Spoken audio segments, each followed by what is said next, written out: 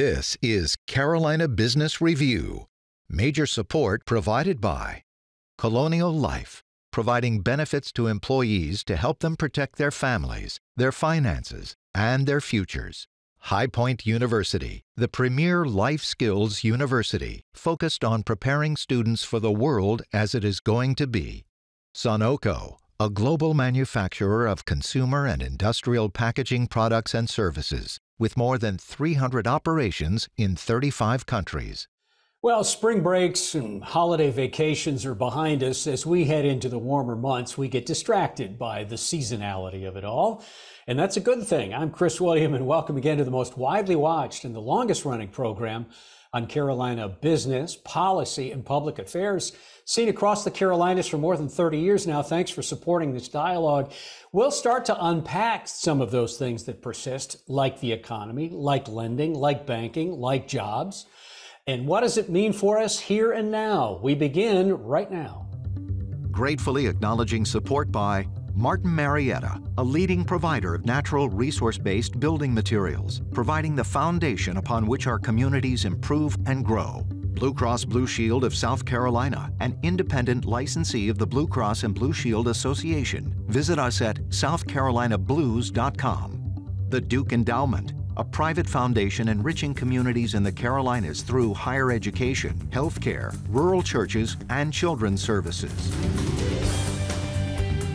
On this edition of Carolina Business Review, Brooks Raiford from the NC Tech Association, Antjuan Seawright of Blueprint Strategy, and special guest, Tim Arnold, President and CEO of Colonial Life.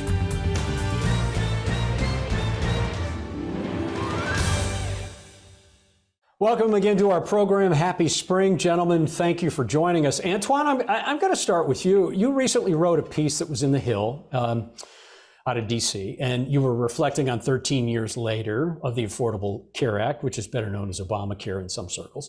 As you wrote that piece, but really to bring you into a more regional debate, as you reflect on not just 13 years since, but when you see the headlines coming out of North Carolina that they have finally, after a decade, accepted federal Medicaid dollars, how does that wash over you? And does that embolden South Carolina to do the same?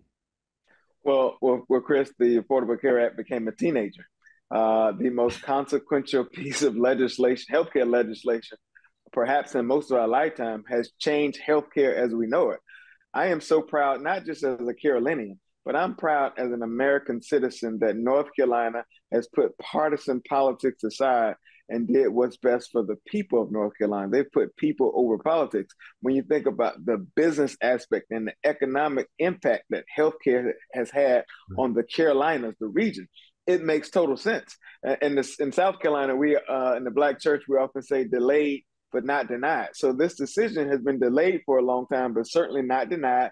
And as a result, you're going to see the economics of healthcare change the landscape of North Carolina in a real authentic way. And healthcare is going to be even more accessible and affordable. And I hope and pray that the good folks of my home state of South Carolina can take a bipartisan, nonpartisan lesson from North Carolina, because truth be told, although we have not expanded Medicaid in the state, the Medicaid budget continues to grow. And I'll remind people in my closing, Chris, is that nobody retires and moves up north. And so as more seasoned folks come to the South to retire and live, the Medicaid system is going to continue to expand. And so we need the federal dollars in order to support that. Would you think that the State House, though, would become more sympathetic to it now that their cousins in North Carolina did it?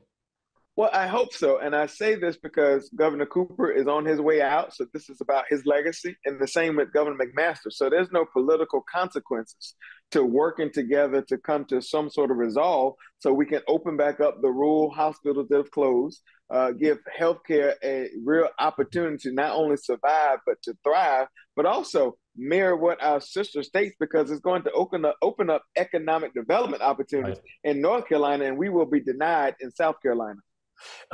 Brooks, let's bring you into it. Let's focus on economic development. And the Wall Street Journal about 3 weeks ago released their annual report around strongest job markets in the U.S. Of the top 10 biggest job markets, Charlotte, Raleigh or the Triangle were of the strongest job markets. Of the smallest job markets, Charleston was numbered among those. So clearly the Carolinas are a place to be for jobs. But, the tech postings I know is something you know something about, and that is, what do tech postings look like, especially given what we've seen the last few weeks in some of the major tech employers in the country? Sure, I'd be glad to speak to that. But to pick up on something Antjuan was discussing with respect to the Medicaid expansion, it was interesting to hear, I believe it was the Speaker of the House or perhaps the President Pro Tem of the Senate, observed that one of the reasons for the delay from their perspective in passing reform, our Medicaid expansion here, was the lack of the technological ability of the system to handle the hundreds of thousands of additional people that would be put into the system. And they have spent some time fixing that and improving the technology. So technology, I guess, does have a hand in some of this stuff. I don't know what the South Carolina situation is. But to your question about jobs, yes, the headlines are about large numbers of layoffs in some of the large branded tech companies that we all know. What's interesting, if you read below the headlines, of course, is often those very same companies are still hiring in areas where they have business growth. They expanded mightily during COVID and are having to sort of moderate from that. That's a common refrain you're hearing from some of the larger tech companies that had to expand quickly to accommodate consumer demand. Both for workplace technology and also, ordering things on Amazon online, what have you. But what we are seeing too is there is a slowdown in hiring generally. The Tech Association that I lead in North Carolina does put out a monthly IT job trends report, and the February numbers, which were released in March, so the March numbers will be released here soon, saw quite a dip in openings. However, what's interesting is we also show the top 10 hirers of tech talent. 8 of the 10 were not tech companies. Most tech hiring happens outside of tech companies because every organization has a need for tech and has tech workforce. And that's really where the increase in jobs and job postings are happening. Antjuan, what are you seeing for tech jobs, or what are you seeing in jobs in general? As Brooks just kind of outlined the tech business, are you encouraged that if there is a softening in the need for workers, but yet you talk about the economic development of a state that's very healthy like South Carolina, still looking for those jobs? Are you optimistic that they're going to be filled easier? Well, the recent jobs reports show how strong and vital this economy continues to grow under the leadership, I think, of some of the folks in Washington, D.C. I also think that when you see the recent economic development announcements, like in South Carolina with Scout Motors, as a result of some of the legislative policy proposals that have been put forth in D.C., I think that's only going to trickle down to the South because we are, I think, pregnant when it comes to possibilities for workers and for industry to relocate. And going to my dear friend Brooks here, talking about the tech sector, and we were talking about healthcare, you think about telemedicine and what that's going to mean for North Carolina. You think about the fact that in the bipartisan infrastructure bill, billions of dollars for internet access to be accessible all around the Carolinas. You add that with a growing tech sector. You add that on top of a healthcare sector that's now going to grow in the Carolinas, because I think North Carolina is going to help the Carolinas in general grow when it comes to that sector. I think we're going to be primed for growth and opportunity for a very, very long time. And I think broadband is to the 20th century as what electricity was to the 21st century, and that's going to open up opportunity. Brooks, there was and I'm not saying this just to you, Antjuan, as well, but at this point, I wouldn't say it's more than, at least when it comes to consumable news, that ChatGPT and AI that's available web-based is not much more than a novelty now, but there seems to be an arms race on folks that want to be first out of the gate, strongest out of the gate. Is an overstatement to say that this is going to be a broad disruptor, this AI idea of application?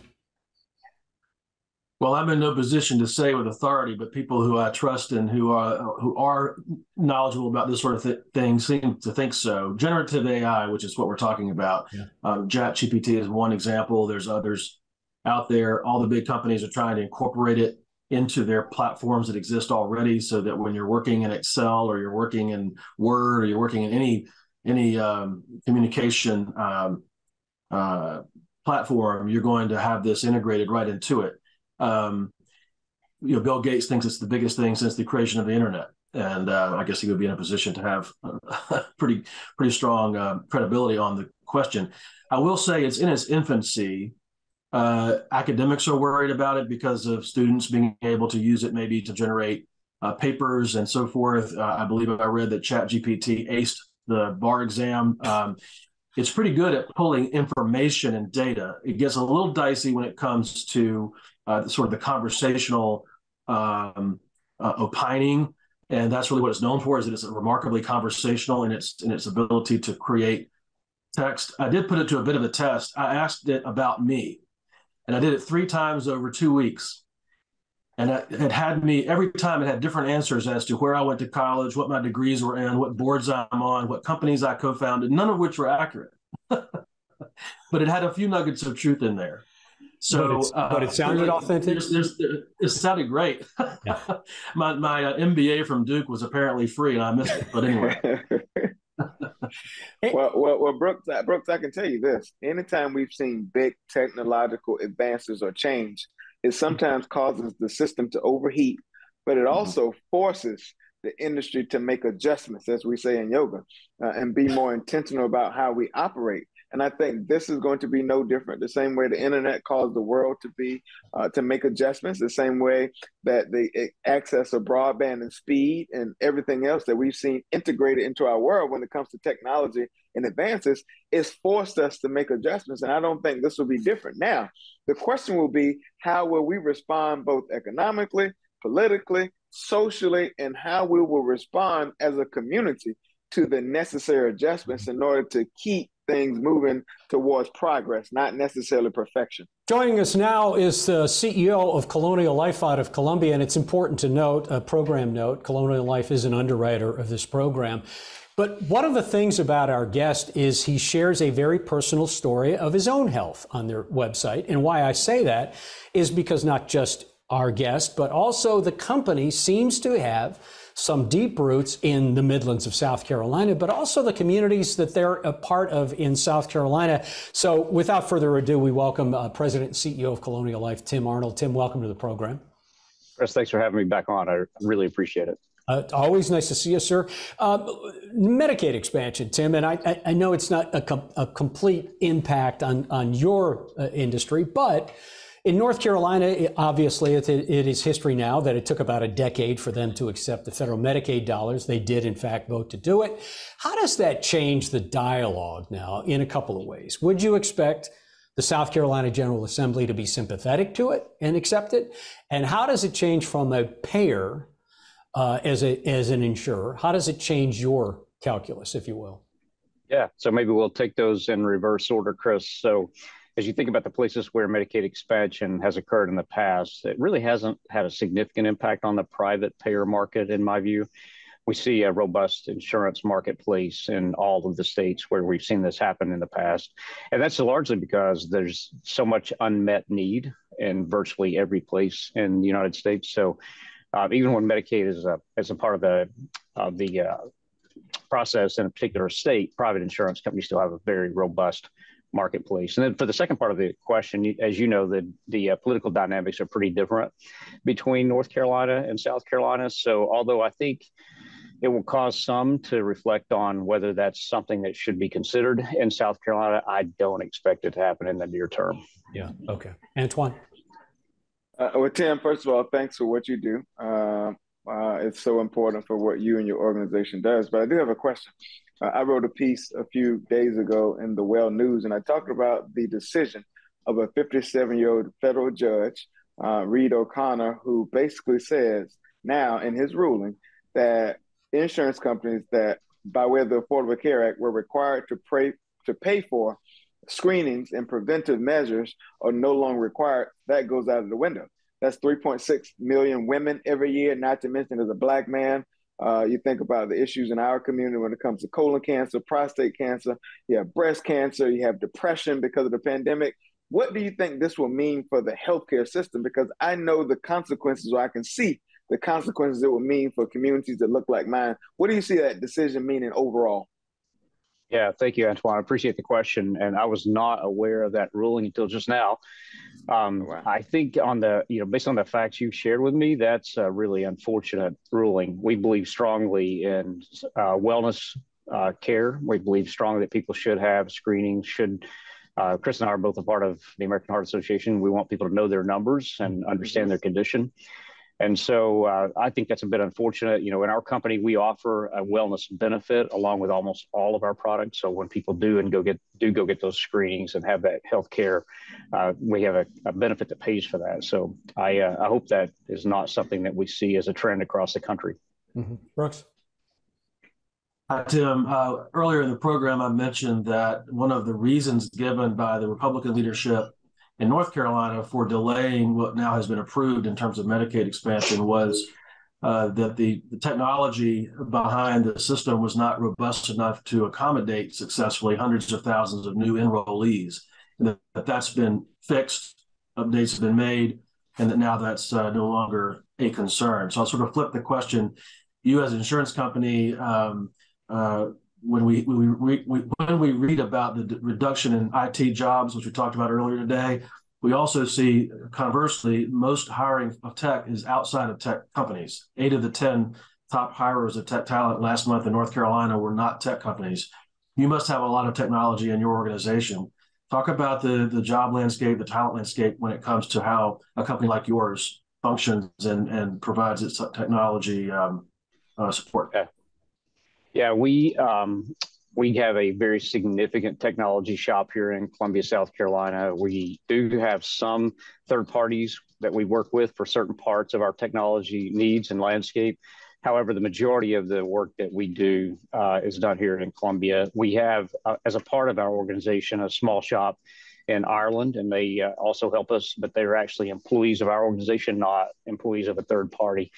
So, if you're a young person thinking about a career, technology is a great place to be. Those jobs are very high paying and great demand. And we're very pleased with our ability to attract and retain the kinds of technology talent we need here in Columbia. But it's a great point, Brooks, regarding the value of these roles. There are questions inside companies about to what extent do you keep them internal versus outsource them. At this point, we still believe that that's a job that works best when they are employees of our company. President Arnold, during COVID, it surprised many people, but we saw this emergence of attention to mental health. The stressors, obviously, because of COVID, the stressors because of working from home, and no one had, the sea legs to figure that out quite in the early days of it. But now we're past COVID for the most part, at least past the emergence part of that. And mental health now is not talked about as much.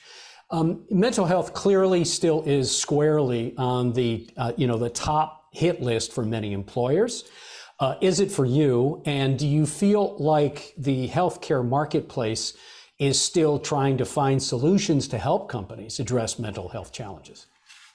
Yeah, I do, Chris. Behavioral health as a need has really exploded during the pandemic and beyond.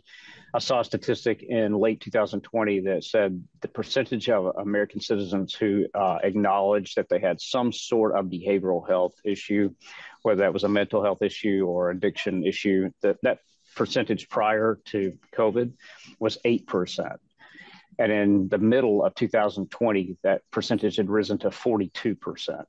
So behavioral health is clearly something that we see as a significant need. We have a solution for it. We see it in our claims data. We see a significant increase in claims that are related to mental and behavioral health. Tim, can I go ahead, one question? Yeah. Chris mentioned mental health. My friend Brooks mentioned the tech sector. I think it's important for you to try to explain the role the business community plays, because you're a business, right? You're a capitalist like me. That's the end of the day, that's the goal.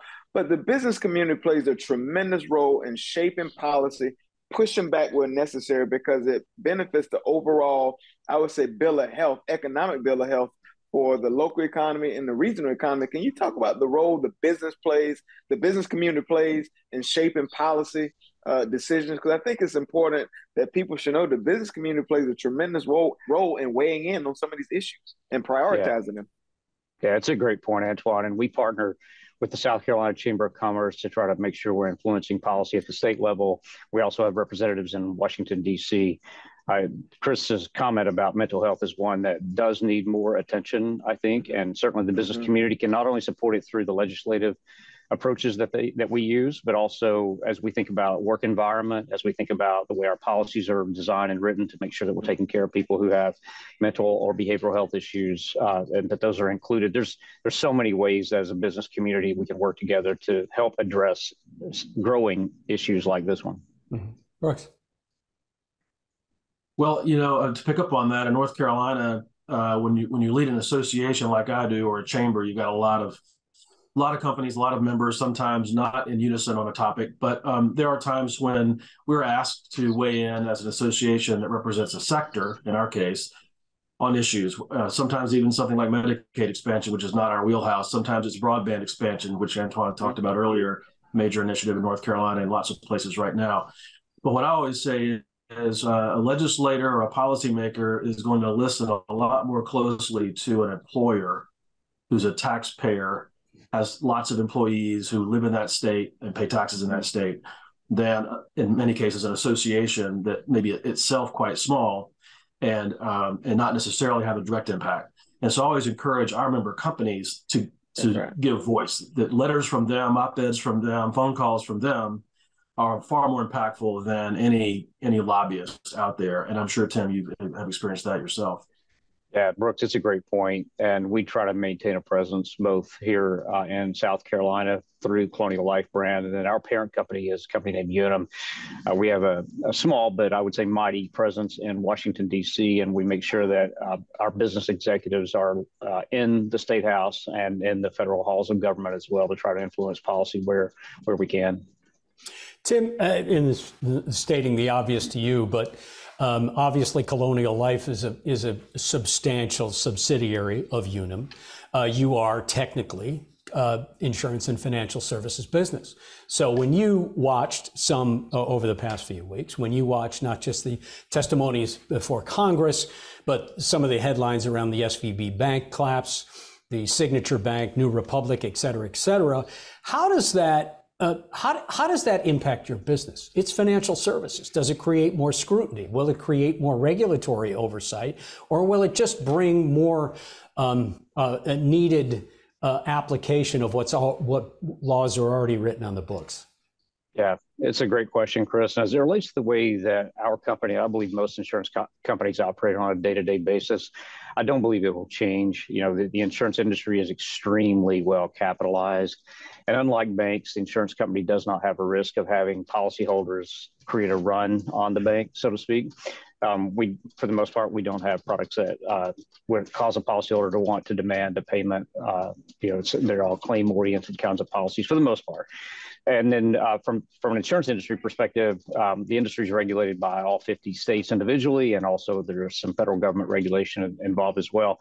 With respect to banks, and you're certainly more of an expert than I am, Chris, but my sense is that there could potentially be more regulation as a result of this. It is an anxiety kind of producing moment when one regional bank in California can create so much concern across not only the United States, but you look at European markets as well. There's been a lot of concern about the banking industry there. So I would not be surprised to see more regulation coming, and that might be a good thing. I think finding the sweet spot with regulation is appropriate so that banks are not burdened and can't perform the function they need to perform to continue to provide loans to small businesses and to individuals. So hopefully we'll find that sweet spot and create a nice soft landing with all of this turmoil we've experienced over the last few weeks.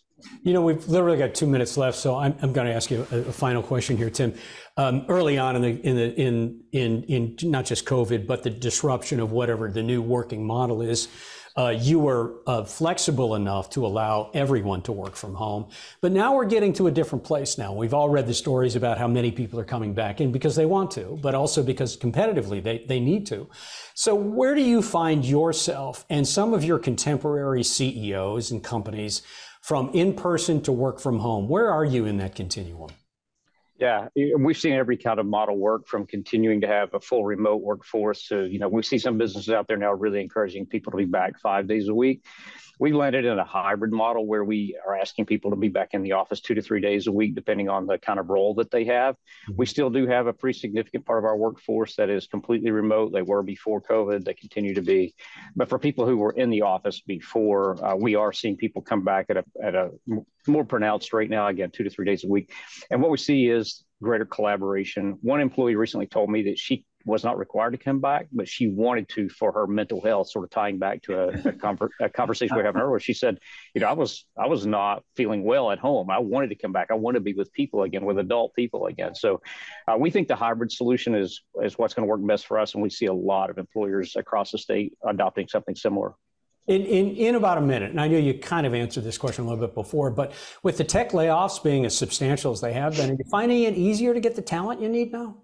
Yeah, we are, Chris. And, through the pandemic, we're still able to recruit well. We've got great relationships with all the universities in the state. And obviously, we're a sponsor for the University of South Carolina's athletics program. And we stay in touch with them on the education side and then the business side.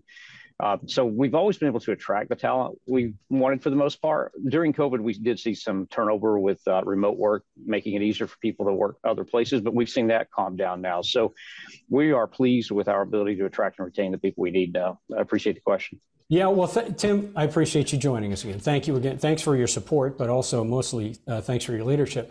Nice to see you. Stay well. Brooks, glad you could join us. Please come back. And Antjuan, always good to have you on the program. Gentlemen, thank you. Happy holiday week to you all, and have a good spring. Until next week, I'm Chris William. Good night. Gratefully acknowledging support by Martin Marietta, Blue Cross Blue Shield of South Carolina, Sunoco, High Point University, Colonial Life, and by viewers like you. Thank you.